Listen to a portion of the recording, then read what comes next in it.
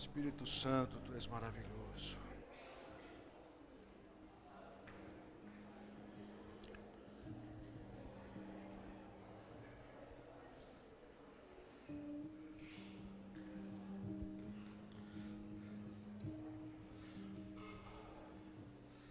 Você que trouxe a palavra de Deus, abra comigo, por gentileza, em Atos dos Apóstolos, capítulo de número 16, e nós vamos ler do versículo 25 ao 31.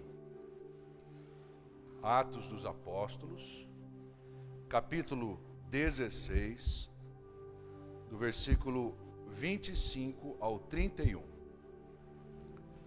O texto vai ser projetado aqui na tela, mas como é um texto um pouco mais extenso, eu vou me valer dessa leitura que eu tenho diante de mim, e não texto ou versículo por versículo, para a gente ganhar tempo. A palavra de Deus diz assim: por volta da meia-noite, Paulo e Silas oravam e cantavam louvores a Deus, e os demais companheiros de prisão escutavam. De repente sobreveio tamanho terremoto que sacudiu os alicerces da prisão. Abriram-se todas as portas e soltaram-se as cadeias de todos. O carcereiro despertou do sono e, vendo abertas as portas do cárcere, puxando da espada, ia suicidar-se, supondo que os presos tivessem fugido. Mas Paulo bradou em alta voz, dizendo: não te faças mal nenhum, que todos estamos aqui. Então o carcereiro, tendo pedido uma luz, entrou precipitadamente e, trêmulo, prostrou-se diante de Paulo e Silas. Depois, trazendo-os para fora, disse: senhores, que devo fazer para ser salvo? Responderam-lhe: crê no Senhor Jesus e serás salvo, tu e tua casa. E todos digam amém, Jesus. Senhor, nosso Deus e nosso Pai, queremos te agradecer, Senhor, porque a tua palavra sempre tem algo útil para o nosso ensino, para a repreensão quando estamos errados, para a nossa disciplina, para nos prepararmos para a tua boa obra.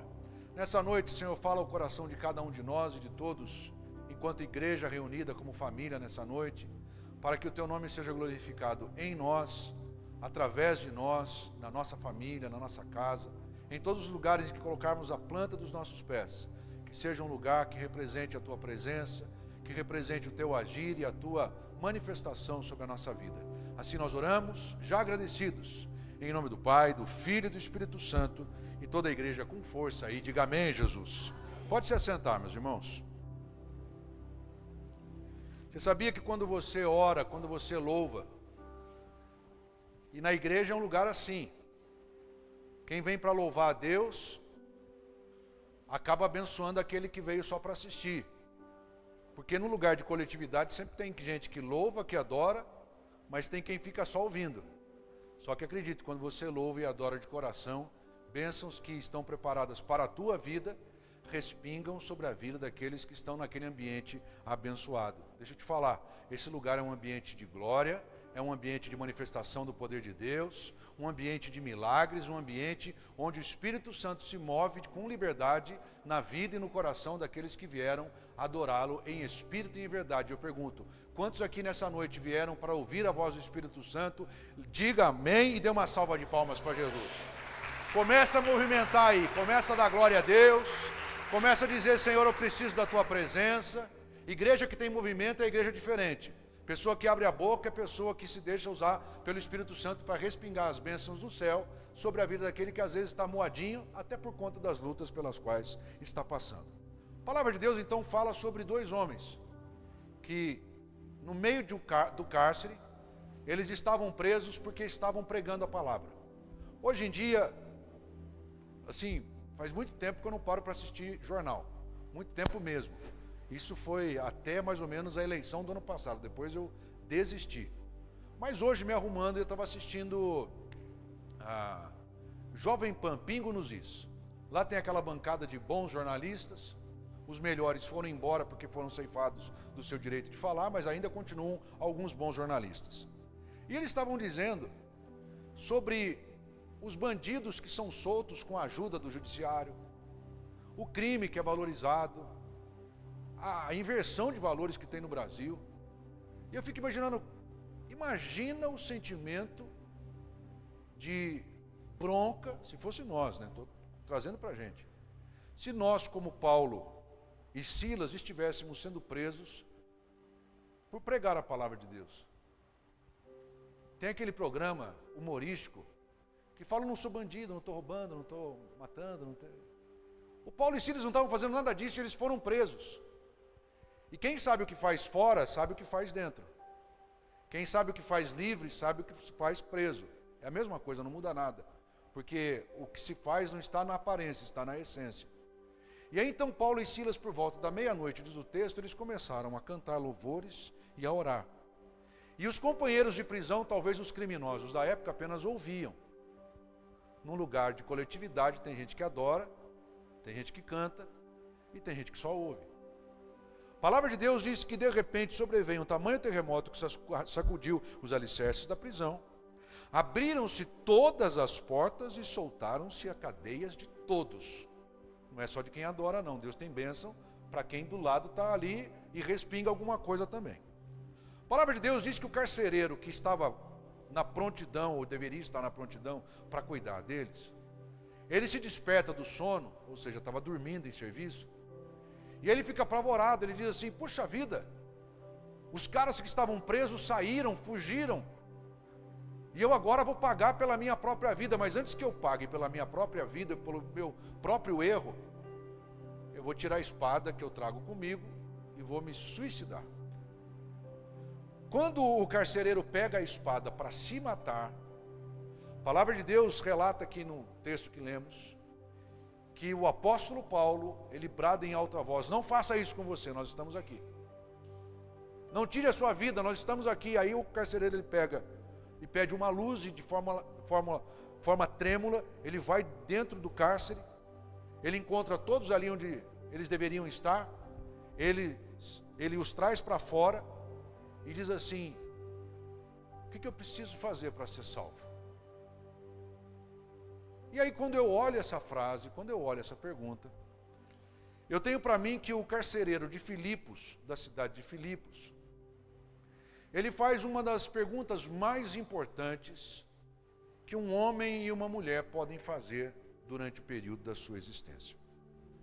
Essa preocupação não era algo inédito.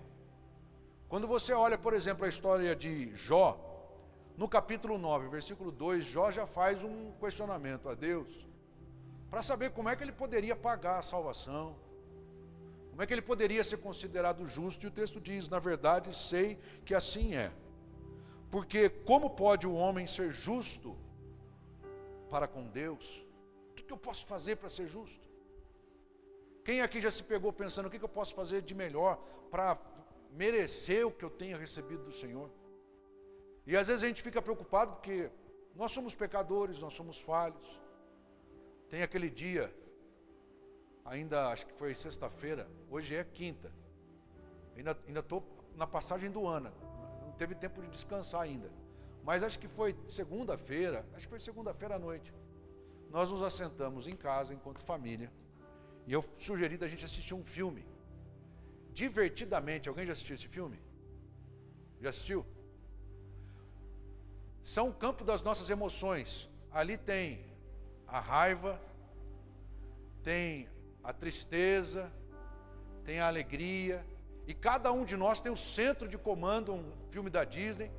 Quando você está bravo, tem alguém lá atrás da maquininha, vermelhinho, pegando fogo, dizendo, apertar o botão, agora dá bronca.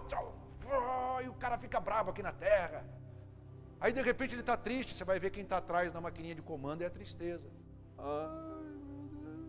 Ela está lá apertando o botãozinho. De repente chega a alegria, toca lá de lado e diz assim, sai daí, ela tem que ficar alegre, ela se alegra aqui embaixo. Às vezes nós temos os nossos dias. E se nós errássemos em um detalhe da lei, diz a palavra, nós seríamos culpados por toda a lei. Será que Deus não conhece o que eu penso, o que você pensa? Conhece. Deus sabe que nós às vezes pensamos o que eu poderia fazer para receber tamanho presente, para fazer valer tamanho sacrifício de Jesus em meu favor, porque a palavra de Deus diz que Ele amou o mundo de tal maneira que deu seu Filho unigênito, para que todo aquele que nele crê não pereça, mas tenha a vida eterna. Puxa vida, o que eu posso fazer para recompensar? A gente não tem muita coisa para fazer. Mas o texto aqui nos dá uma dica muito importante. O primeiro detalhe que me chama a atenção é exatamente esta pergunta que um carcereiro, que estava a serviço do governo, prendendo homens que estavam pregando a palavra, faz diante dessa situação. Você pode olhar para a sociedade hoje em dia, você olha para a sua vida, para aqueles que com você convivem dentro do seu lar, e você vai ver que os homens estão cercados de dúvidas. Dúvidas a respeito da família.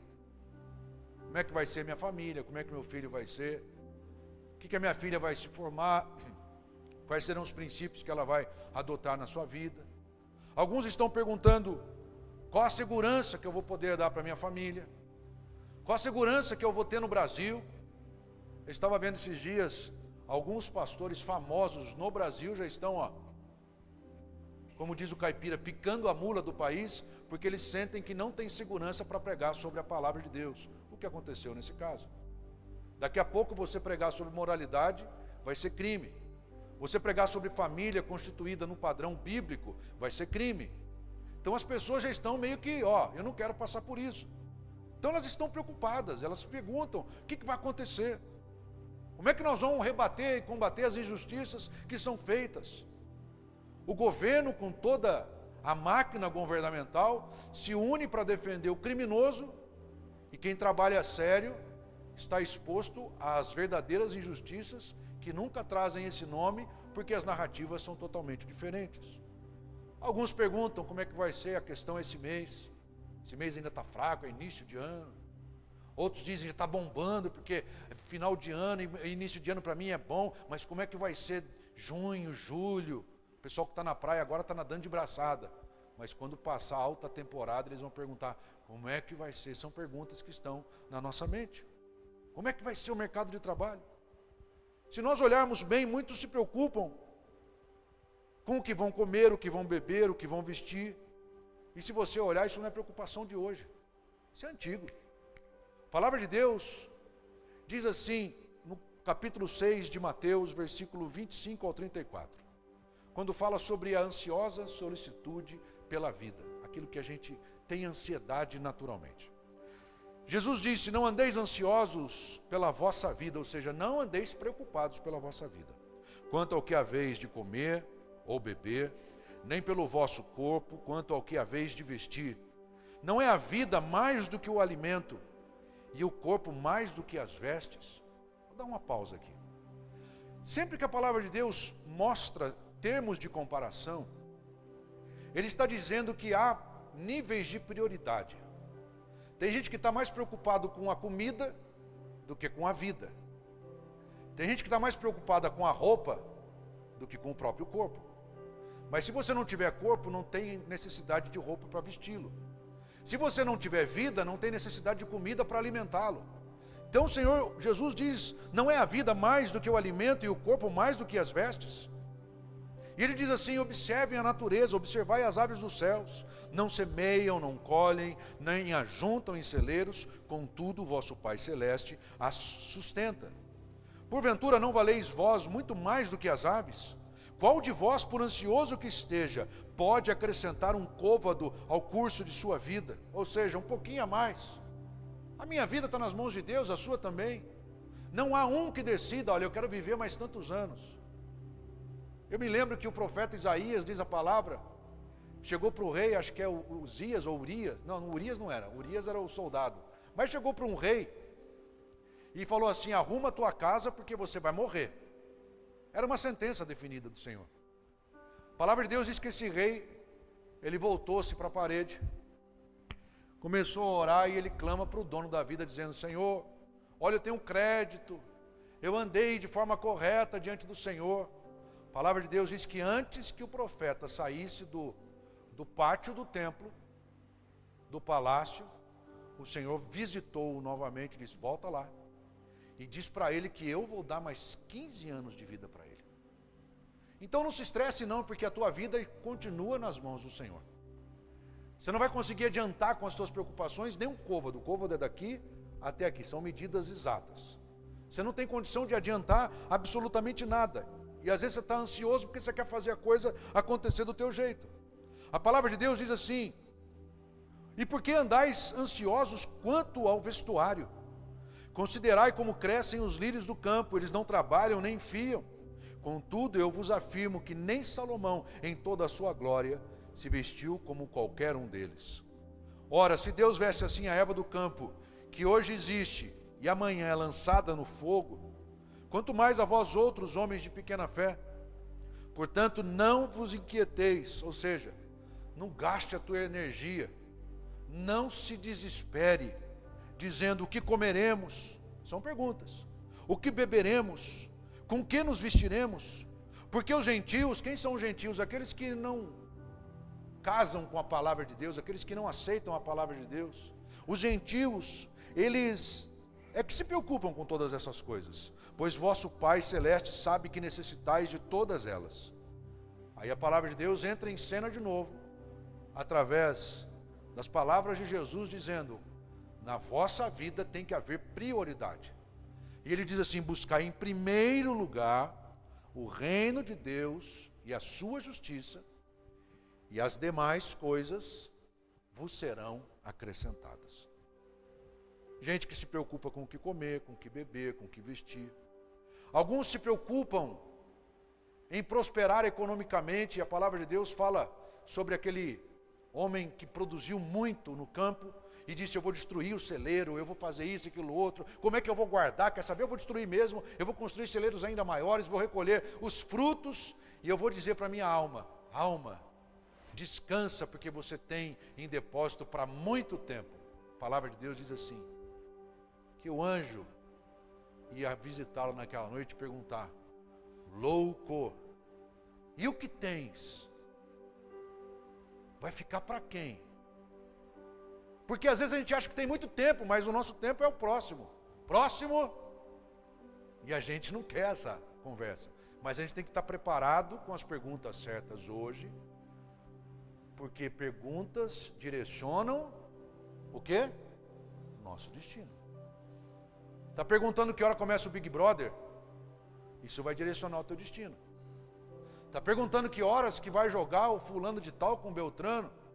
Vai direcionar o teu destino. Então tem gente que se preocupa com comer, com beber, com vestir. Tem gente que se preocupa com riquezas. Tem gente que se preocupa, por exemplo, com os prazeres dessa terra. Lembra do filho pródigo? A palavra de Deus diz que ele chegou para o seu pai e disse, pai, dá-me a parte da herança que me cabe. O pai deu a parte da herança para ele. E diz o texto que não muito tempo depois ele se afastou da presença do pai para viver dissolutamente, ou seja, irresponsavelmente. Ele queria curtir a vida, queria viver como o playboy da época, que tinha herança para torrar no bolso. A palavra de Deus diz que veio uma crise. Ele quis se associar de forma mais íntima com aqueles que ele julgava ser seus amigos. E esse amigo que deu oportunidade para ele falou assim, olha, o que você vai fazer é cuidar de porcos. Um dia ele teve fome e ele falou assim, eu quero comer dessa comida. Não, essa comida aí é dos porcos, você não pode comer. Os porcos são prioridades. E aí ele cai em si, lembra da casa do pai e diz assim, puxa, na casa do meu pai até os funcionários são mais bem assistidos. Ele cai em si e diz assim, eu vou voltar para a presença do pai. Vou pedir perdão dizendo, pai, pequei contra ti, contra o céu, me recebe como um servo, não preciso mais ser chamado de filho. E a palavra de Deus diz que o pai o recebe, mas eu fico perguntando para mim mesmo, quais foram as perguntas que ele fez quando estava no fundo do poço? Porque quando você está nadando em cima da crista da onda, você não se preocupa, o problema é quando a onda te dobra e você não sabe se tem coral embaixo, se tem banco de areia, se você tem pedra, vai bater a cabeça ou não, é ali que você se lembra do Senhor. Quando ele estava no fundo do poço, ele se lembrou do pai e ali o pai restaurou toda a sorte de bênçãos sobre a sua vida. Se você olhar, existem muitas preocupações nessa terra. A palavra de Deus, por exemplo, em Atos capítulo 17, versículo 21, fala sobre os atenienses, que eles estavam muito preocupados em conhecimento. Os caras estudados, os caras que queriam saber de informação. A palavra de Deus diz assim, pois todos os de Atenas e os estrangeiros residentes de outra coisa não cuidavam, senão dizer ou ouvir as últimas novidades. O que está acontecendo aqui? Pergunta. O que está acontecendo lá? Outra pergunta. O que está acontecendo lá do outro lado? Qual é a forma como ele se vê? Como é a forma que o outro vê essa situação? São perguntas. A vida é feita de perguntas. E perguntas definem os nossos destinos. O problema é que, na grande maioria, em 90% dos casos, ou até mais um pouco, a gente não ouve do crente perguntas tão especiais, tão essenciais como a que o carcereiro faz. O que eu preciso fazer para ser salvo? Porque nós estamos preocupados com comida, com o que beber, com o que vestir, para onde ir, quando fazer, em que investir. E às vezes eu me pego exatamente nas mesmas perguntas que são comuns a todos, e eu falo, opa, eu não sei se eu vou estar vivo amanhã, eu não sei se eu vou estar vivo daqui a um ano, eu quero viver até 330 anos pela fé, mas não vai rolar, eu não sei quando Deus vai me chamar. E a pergunta sempre deixa a gente encafifado com uma resposta que seja certa. Hoje o Léo fez uma pergunta para a Fernanda na hora do almoço. Fê, quanto que é 126 vezes 126? Eu falei, não é possível que esse cara saiba fazer essa conta. Aí ela, não sei. Aí de repente ele pegou assim embaixo da mesa. Falei, aí não vale, né, cara? Você está colando. Ela falou, eu também não sabia. Então não faz pergunta que você não sabe nem por onde começar a resposta. Quando a gente pergunta é porque a gente não sabe. E a gente quer saber. Você sabia que Deus tem plano de salvação para a tua vida através de Jesus? Você sabia que Jesus morreu na cruz do Calvário exatamente para que você fosse salvo? Mas salvação não pode ser desconsiderada, não pode ser tratada de qualquer forma. E essa pergunta cabe muito, o que eu posso fazer para ser salvo? O segundo detalhe que me chama a atenção nessa pergunta, nessa conexão entre o carcereiro, entre Paulo e Silas, é que ele diz, o que eu devo fazer? O carcereiro, como qualquer leigo, que não conhecia a palavra, antes perseguia os conhecedores dela, ele mostra total ignorância sobre o que fazer para ser salvo. Há quase 2000 anos depois, muitos continuam com a mesma dúvida, e tem gente que diz assim, eu preciso fazer boas obras. Gente, boas obras não nos levam para o céu. Só que quem é salvo em Jesus, necessariamente, terá que apresentar suas boas obras. Uma coisa não invalida a outra, mas uma não é mais importante do que a outra. Jesus é mais importante. Jesus é o caminho, a verdade e a vida. E quem não sabe que Ele é o caminho, a verdade e a vida, fica tentando achar o que fazer para comprar salvação. O que eu posso fazer? Alguns, na completa ignorância, estão vivendo as mentiras que o diabo tenta colocar na sua mente, dizendo, fique em paz, porque você é filho de Deus. Todos os caminhos levam a Deus. Primeiro que filho e filha de Deus é só quem aceita Jesus como seu único e suficiente Salvador. Isso é a Bíblia que diz. O resto continua sendo criatura, que pecou em Adão e destituído está da glória de Deus. E aí então o diabo vem e diz assim, fique em paz, você é filho de Deus. Viva a sua vida porque Deus te ama. Deus nos ama. Mas vida de fato só existe quando aceitamos Jesus. A palavra de Deus lá em Efésios diz que Ele nos libertou do império das trevas. Ele nos deu vida junto com Cristo. Então é Cristo que é a nossa vida. Então as pessoas elas ficam muitas vezes na ignorância, vivendo uma mentira que o diabo tenta colocar em suas mentes. E ali elas fazem uma boa ação aqui, uma boa ação lá, mas nunca passaram por Jesus. Elas dizem, se eu fizer o meu melhor para o próximo, eu vou ser salvo. Mas nunca fizeram o melhor em entregar a sua vida a Jesus, que é o princípio, que é a base, que é o início das prioridades na vida de cada um de nós. Talvez você pudesse pensar, como talvez já tenha pensado, e eu também, puxa vida, se eu for muito certinho, se eu for muito honesto, se eu for muito decente, se eu for muito verdadeiro, o que são padrões louváveis e esperados da parte do Senhor sobre a nossa vida, eu tenho mérito da salvação. Não tem mérito nenhum. É a tua obrigação fazer isso. E se você fazia diferente, há uma palavra que diz que aquele que está em Cristo, nova criatura é, as coisas velhas ficaram para trás e eis que tudo se fez novo. Tem que ser novo, o velho não pode existir mais. Os padrões velhos, as manias velhas, as mesmas mentiras, os mesmos roubos, as mesmas falácias de pensamento não podem existir mais. Porque Jesus veio para mudar a nossa forma de pensar. Alguns acreditam que podem pagar a salvação por penitências. Esses dias eu estava assistindo rapidamente, porque depois eu rapidamente também saí daquilo ali. Esses profetas de internet. Pois hoje eu vou fazer um jejum, 6 dias sem urinar. Falei, credo, velho. O cara vai inchar, vai sair urina pela boca. Porque não tem nada a ver esse tipo de coisa. Deus não se agrada com isso. Deus não se agrada com esse tipo de palhaçada. O que Deus se agrada, sabe o que é?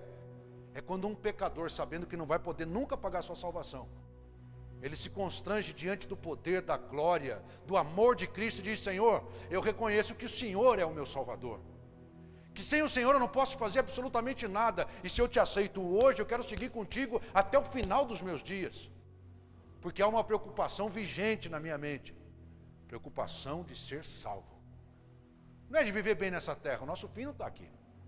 Aqui é um campo de passagem, um campo de treino, um campo onde nós experimentamos o grande prêmio que está reservado para cada um de nós na eternidade com Cristo Jesus, o nosso Senhor. Às vezes as pessoas, elas trazem grandes somas de dinheiro para dizer, está aqui, ó, mas não paga a salvação. Você não resolve nada, só ajuda na pregação do Evangelho, ajuda na assistência às viúvas da igreja, mas em relação à salvação, são práticas que não têm eficácia alguma. Alguns tentam acumular na sua vida méritos, tentando trazer para si o que só Jesus é capaz de trazer. Nós não teríamos direito à salvação em nenhum momento da nossa vida. Mas Jesus veio e diz assim, eu morro no teu lugar, e através da minha morte, se você me aceitar, você está fazendo a melhor decisão. E as perguntas que você fez, as decisões que você tomou, vão dar destino certo para a vida eterna comigo, para todo sempre. Esse carcereiro não tinha muito conhecimento. A pergunta que ele faz mostra ignorância a respeito da salvação. Um terceiro aspecto desta conversa entre o carcereiro e Paulo e Silas me chama a atenção. É que o próprio texto apresenta a fórmula bíblica para que ele fosse salvo.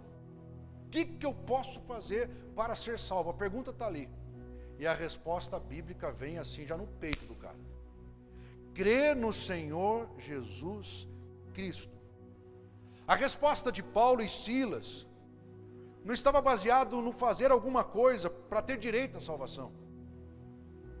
Estava baseado no crer em Jesus.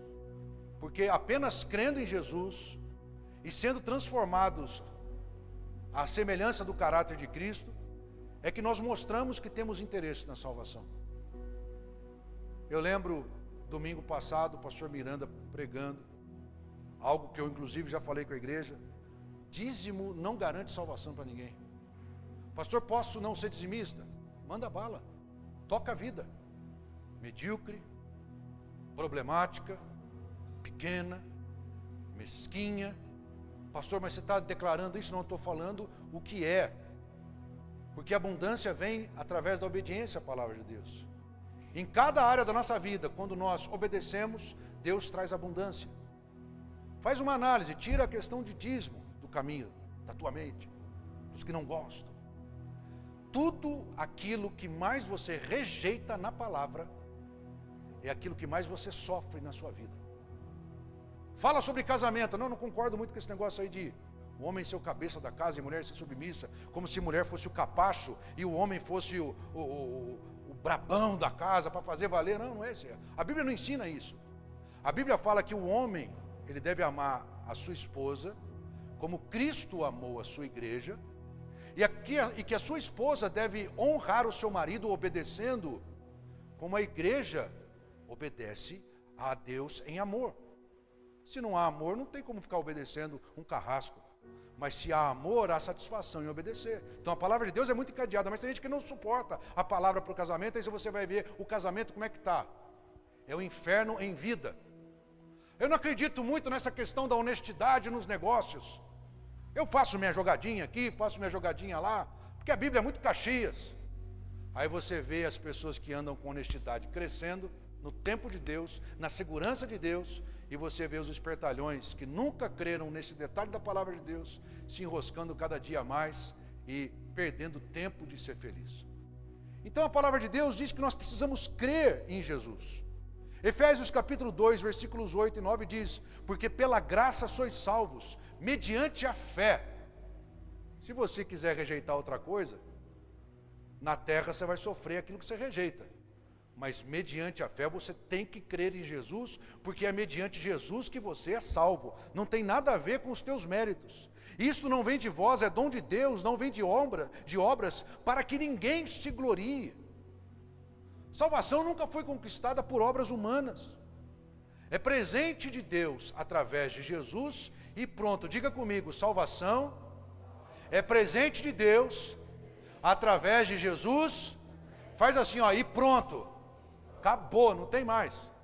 Ai, pastor, mas eu tenho um jeitinho para fazer para melhorar. Não, não tem. É só em Jesus. E pronto, acabou, não tem mais conversa fiada.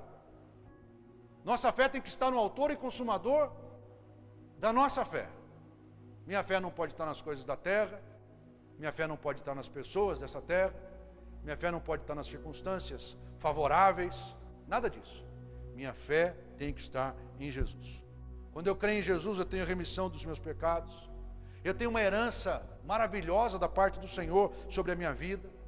Ainda em Atos capítulo 26, versículos 16 ao 18, ocasião em que Paulo teve um encontro com o Senhor no caminho para Damasco, o texto diz assim: mas levanta-te e firma-te sobre os teus pés. O Senhor dizendo para Paulo, porque ele tinha caído, tamanha era a luz que tinha brilhado diante de Paulo, ele caiu, e o Senhor falou assim: mas levanta-te e firma-te os teus pés, porque por isto te apareci, para te constituir ministro e testemunha, tanto das coisas que em mim viste, como daquelas pelas quais te aparecerei ainda, livrando-te do povo e dos gentios, para os quais eu te envio. Ou seja, cara, se levanta, não é hora de você ficar deitado não, se levanta, porque eu te constituí ministro, te constituí testemunha para você dizer o que você viu, e ainda dizer as coisas que eu vou me apresentar a você.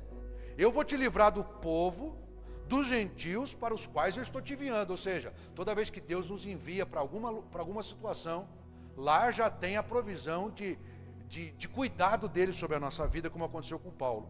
Mas a finalidade era para lhes abrires os olhos e os converteres das trevas para a luz, da potestade de Satanás para Deus, a fim de que recebam eles remissão de pecados, herança entre os que são santificados pela fé em mim. Interessante que a palavra de Deus diz assim: herança, diga comigo, herança entre os que são santificados. Quem que santifica a gente? A palavra. Meu casamento está uma desgraça. O que a palavra de Deus diz sobre o casamento?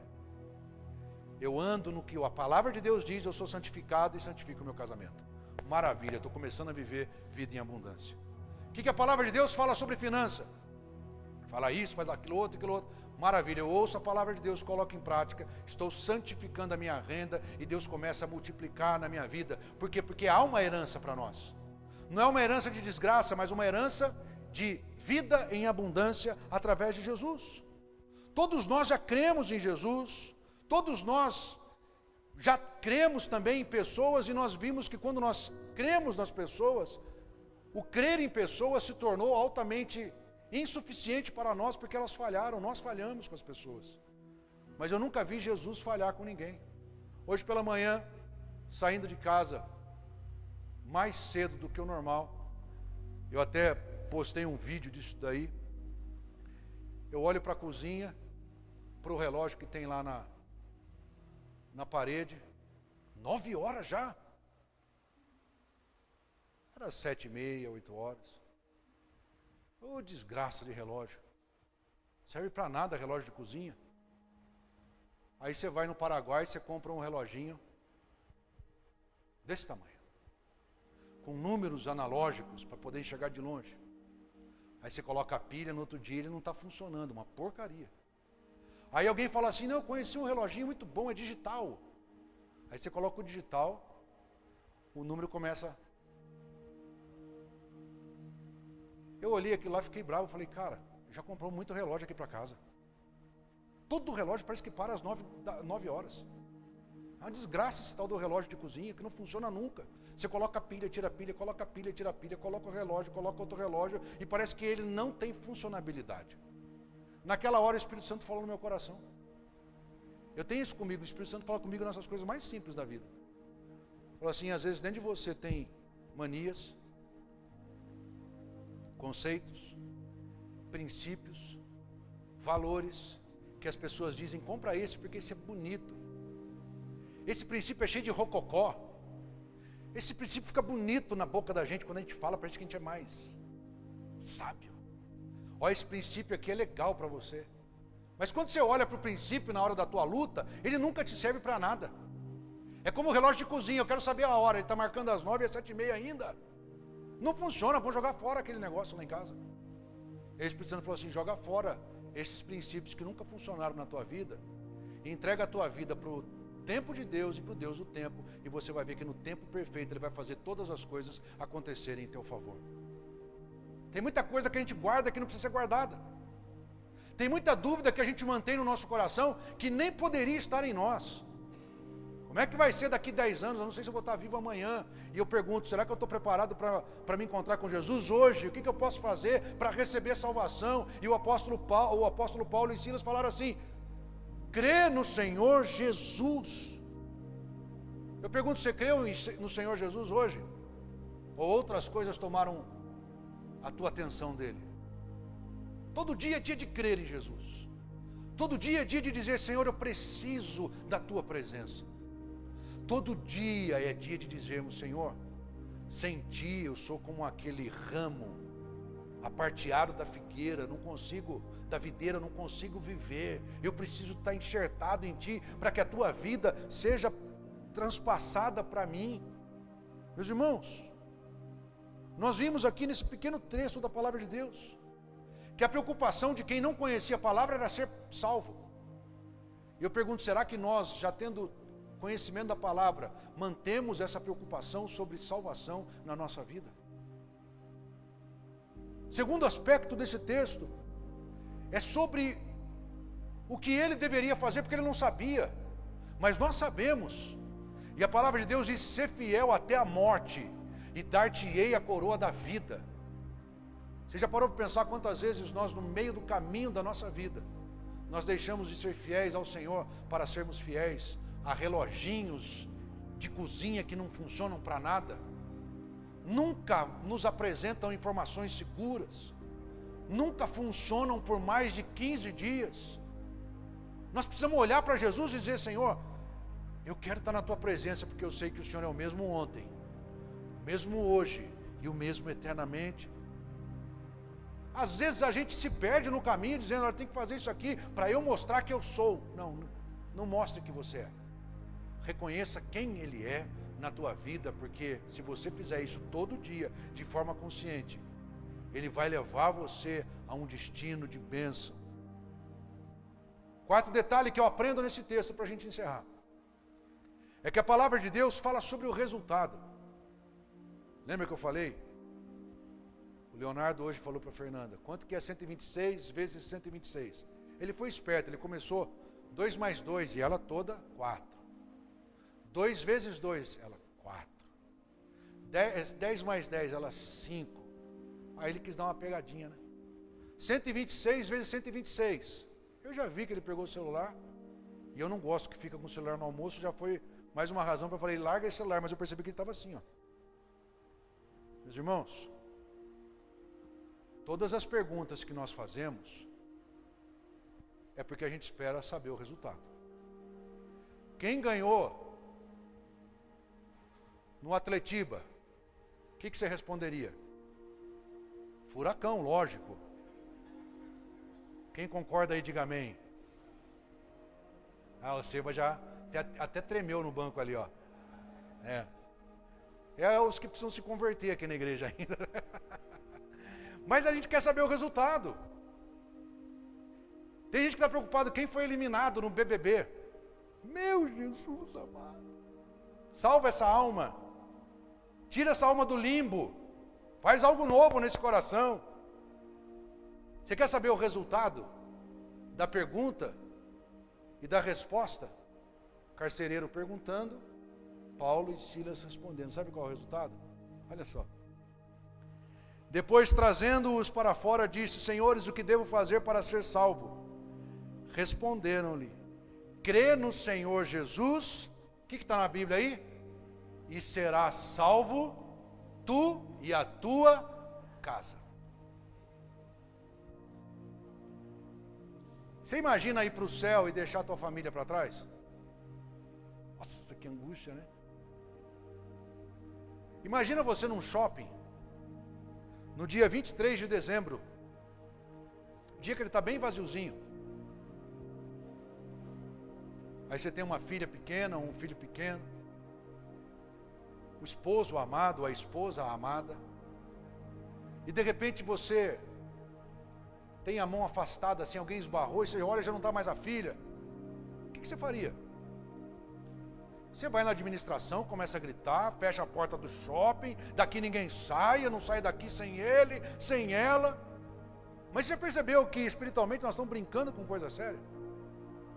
Nós estamos encaminhando para o céu, para os que estão encaminhando, e nós não estamos nem preocupados com quem já largou a nossa mão. E a gente não entra em cena para dizer: não, vamos resgatar, vamos correr atrás. Se eu me salvar, o resto que se lasque. Não pode ser assim. Por que não pode ser assim? Porque Deus tem promessa para toda a tua família. Deus tem promessa de salvação para todos aqueles que você ama. Quem ama a sua família aí, diga amém. Deus tem promessa. Crê no Senhor Jesus e serás salvo, tu e a tua casa. Todas as vezes que nós estivermos preocupados com o que é mais importante, todas as vezes que nós estivermos buscando o que é certo, crendo de todo o nosso coração em Cristo Jesus, nosso Senhor, o resultado é que nós vamos ver salvação nos visitando, pessoalmente falando, mas também aos nossos. Quer ver um coração feliz? É o meu coração quando eu vejo alguém entrando sozinho na igreja, chorando, angústia. Ai, pastor, estou sozinho nessa batalha. Não, você não está sozinho não, continua. Crê em Jesus Cristo, crê no Senhor Jesus. Jesus tem salvação para você. Passa um tempo, o tempo de Deus, e de repente o que estava sozinho já vem em dois. O primeiro da casa já foi resgatado, a mão já está ali, ó. Aí o segundo vem aqui, o terceiro vem. Daqui a gente não se larga, nós vamos junto para o céu. Deus tem bênção para a tua casa. Eu olho, por exemplo, o Clevinho ali, e olho para a Sandra do lado dele, eu falo: puxa, é um caso, entre tantos. A Sandra não suportava crente, né, Sandra? Não suportava crente. Você é crente em Jesus hoje, Sandra? Muito, aleluia. Mas teve um dia que ele chegou sozinho na igreja, e ele creu no Senhor Jesus, e ele não admitiu continuar a caminhada com a mão solta. Não, peraí. Eu vou catar a mão da Sandra e nós vamos junto. Eu vou catar a mão da Estelinha, bem pequenininha. Eu vou catar a mão de todo mundo e nós vamos junto para o céu. Eu pergunto: você está lutando pela tua casa? Porque Deus tem promessa nesse sentido. Deus tem promessa de salvação para toda a tua gente. Deus tem promessa de salvação para aqueles que são mais couro duro. Hoje mesmo, uma irmã me mandou uma mensagem. Eu nem vou colocar aqui, porque eu não sei em que parte. Um áudio de 3 minutos, na 6ª vez que ela me mandou a mensagem. Pastor, ora pelo fulano de tal, meu irmão, aquele é couro duro, hein? Aquele é corinho duro. E foi falando assim, né? Eu falei: quem de nós não era? Quem de nós? E eu citei Paulo para ela, eu falei: o apóstolo Paulo era couro duríssimo. Ele tinha cartas para perseguir a igreja. Quando ele se encontrou com Jesus, a luz que brilhou diante dele foi tão grande que os seus olhos foram cegos. Mas uma luz dentro dele acendeu. E aquilo que até então ele não enxergava, ou não tinha condição de enxergar, o Espírito de Deus o visitou para que ele pudesse ver as cartas que já estavam preparadas dentro dele para abençoar a igreja. Não eram mais cartas de perseguição, mas eram cartas para a instrução da igreja. Meus irmãos, Deus tem bênção demais para nós. Nós não podemos brincar com salvação, nós não podemos ficar preocupados com outras coisas. Primeiro lugar, o reino de Deus e a sua justiça, e as demais coisas nos serão acrescentadas. Ser salvo em Jesus é um baita de um privilégio, é uma baita responsabilidade diária. Todo dia nós precisamos olhar para a palavra e ver o que está de errado em cada um de nós. Porque Deus amou o mundo de tal maneira que deu seu Filho unigênito para que todo aquele que nele crê não pereça, mas tenha a vida eterna. Salvação não é privilégio de todos, mas é um baita privilégio para aquele que o recebe como Senhor de suas vidas.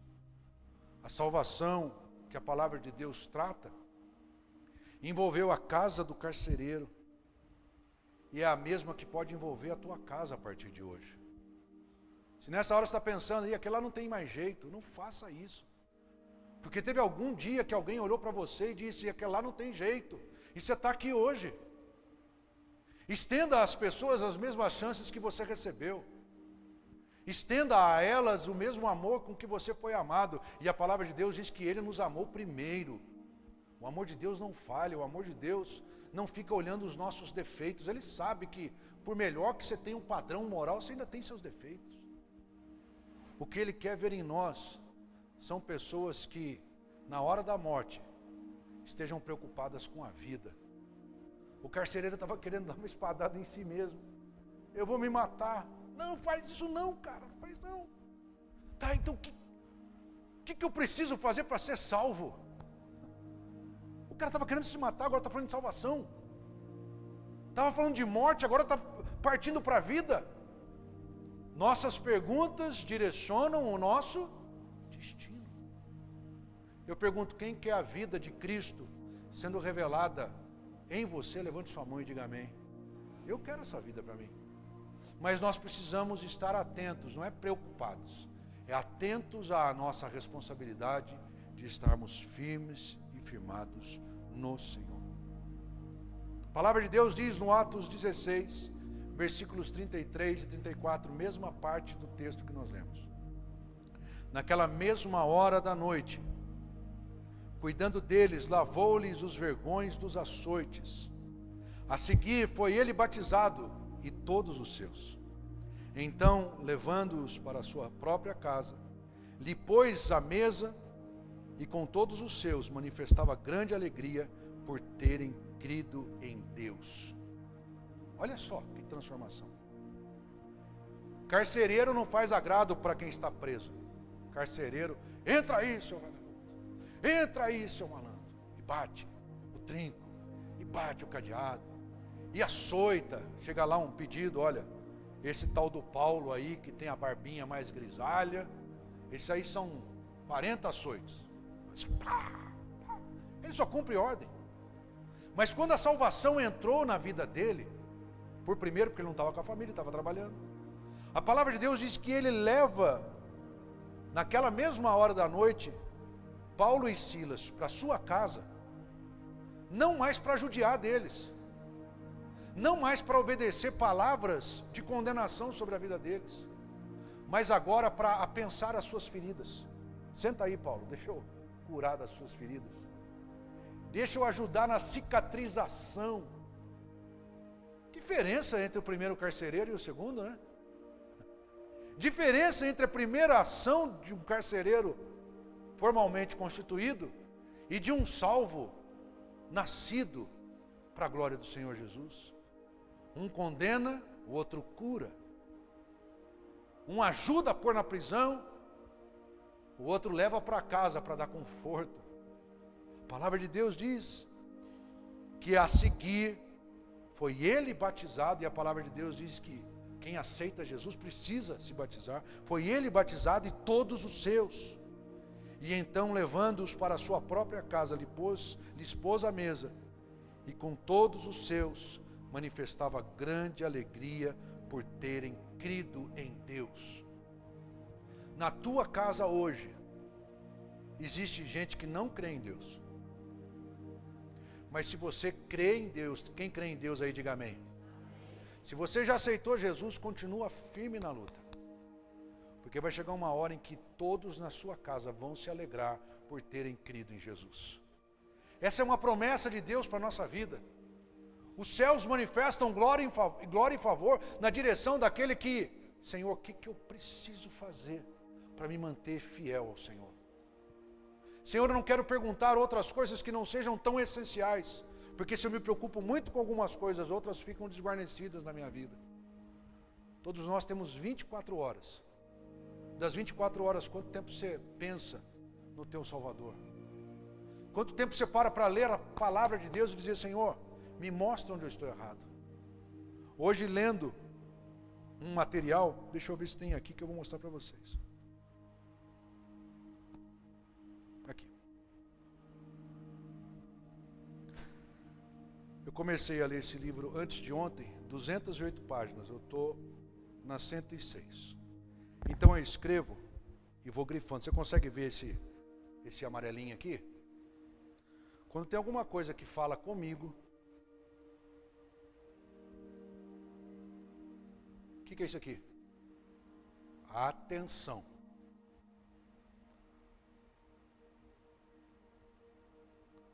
Atenção.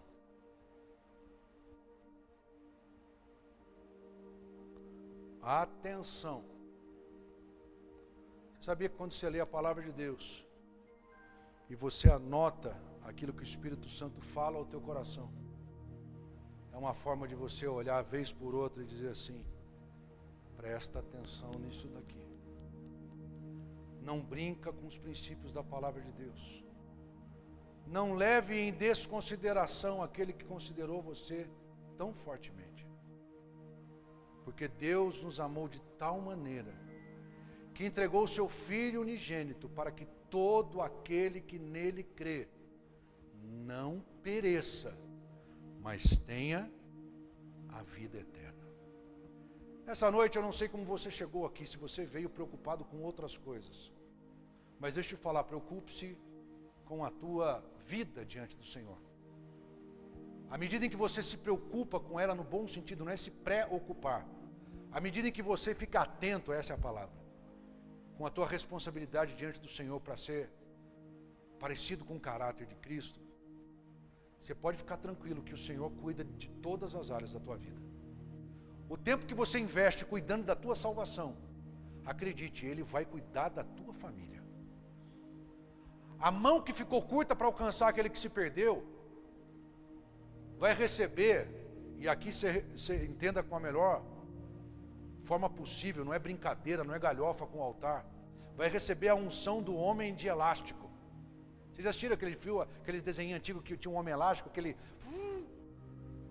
que está perdido, você vai ter condição de alcançar pela graça do Senhor na tua vida. E você vai trazer para dizer, junto com todos lá na frente, foi a melhor coisa que aconteceu na nossa vida, termos crido em Jesus Cristo, o nosso Senhor. Quer saber de uma coisa? Deus tem poder para mudar a tua história. O que Ele fez no passado, Ele pode fazer hoje. Se Ele não fez hoje, e você começar a fazer o processo de disciplina espiritual, você pode ter certeza que você ainda vai ver a tua família toda reunida ao redor da mesa, batizada, louvando ao Senhor, cantando louvores, trazendo alegria ao coração dos demais. Coloque-se de pé na presença do Senhor Jesus. Quantos aqui gostariam de ter toda a sua família reunida nesse lugar? Levante sua mão. Então essa palavra é para vocês. Pastor, por que você não levantou a mão? Porque eu entendo que família é o seguinte, o núcleo familiar é marido, esposa e filhos. Esse é o núcleo familiar. Os demais são parentes. Deus quer começar um agir nuclear na tua vida. No núcleo. Quando a tua casa for testemunha do que Deus faz, outras casas serão tocadas. Quando a tua vida for testemunho do que Deus fez em você, os outros familiares serão tocados. Então a responsabilidade hoje não é dos nossos familiares que não estão aqui. A responsabilidade é nossa. A responsabilidade não são das famílias que não estão aqui. A responsabilidade pertence às famílias que já estão aqui. Que Deus nos ajude, que Deus tenha misericórdia de nós. Que Deus toque no nosso coração, nos fazendo entender que vai valer a pena colocar Ele em posição de destaque da nossa vida. Porque Jesus, como eu falei, não tem nada a ver com reloginho de cozinha. Isso quando você precisa, Ele já parou faz tempo. Mas a palavra de Deus diz assim: eu não te deixarei, nem te desampararei. Hoje você não está sozinho na tua luta. Ao Deus de toda a graça, de todo o favor, de todo o poder que está por você nessa noite. Se você não tem força, não tem vigor para lutar, a palavra de Deus diz que Ele faz forte ao cansado e multiplica o vigor ao que não tem vigor algum. Saia daqui nessa noite fazendo perguntas ao Senhor: Senhor, como é que eu posso fazer para tocar o coração do meu esposo? Como é que eu posso fazer para tocar o coração dos meus filhos? E aquele que te conhece mais do que a você mesmo vai te dar estratégias bem perfeitas para que os teus destinos, enquanto familiares, sejam destinos de honra, de glória, de testemunho para a glória do Senhor Jesus. Coloque a mão sobre o teu coração por um instante. Senhor nosso Deus e nosso Pai, em nome de Jesus, nós nos colocamos nessa noite na tua presença, reunidos como família da fé. Pai, perdoa os nossos pecados, perdoa as nossas falhas, perdoa os nossos pensamentos que muitas vezes são dirigidos pela falta de domínio próprio, pela falta do Teu Santo Espírito em nós. Às vezes, alguma coisa acontece que toma maior força dentro de nós do que a própria presença do Espírito Santo. E tudo aquilo que nós esperávamos estar construindo vai por água abaixo.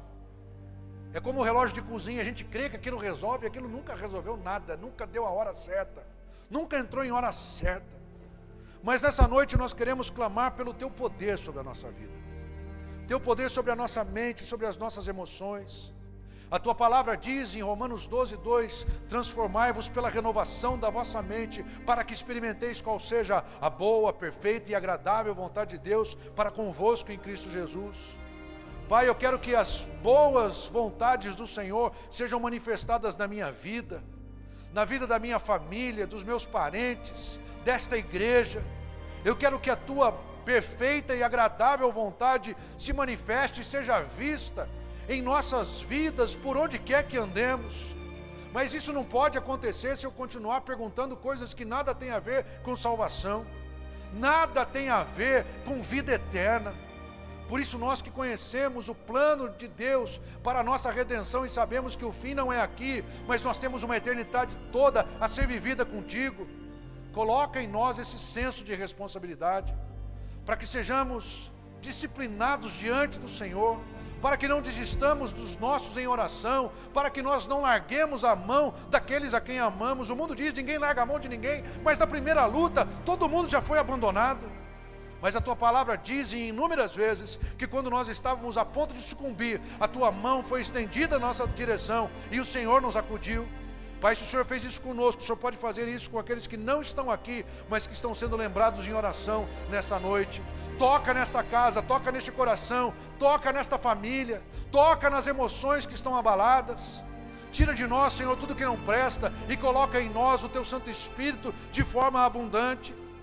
Assim nós oramos, declarando uma palavra de vitória, uma palavra de renovação sobre a vida daquele que aqui está nessa noite, sobre aquele que assiste essa live, sei lá de onde, Senhor, ou no Brasil, ou fora dele, ou em Curitiba, ou em outras cidades. O Teu amor é o mesmo, o Teu poder é o mesmo, e a Tua palavra diz que o Senhor é poderoso para fazer infinitamente mais do que tudo o que pedimos, pensamos, sonhamos, segundo o Seu poder que opera na nossa vida. Pai, colocamos as nossas famílias diante do altar. Colocamos, Senhor